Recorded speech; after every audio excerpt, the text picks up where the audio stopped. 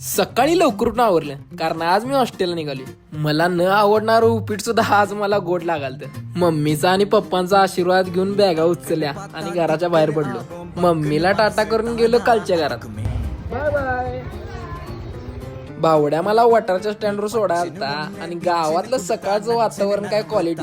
अर्ध्या तासात बस मिळाली आणि ती पण रिकामीच. निवांत बसून गेलो.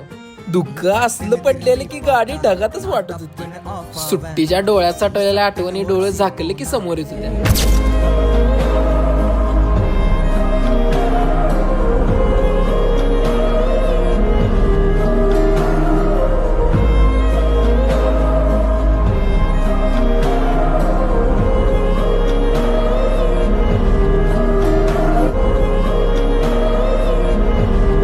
गेलेली वेळ काय परत येत नाही. विषय फक्त आठवणींचा आहे. चांगल्या आठवणी बनवत राहा. आता काय निवांतच.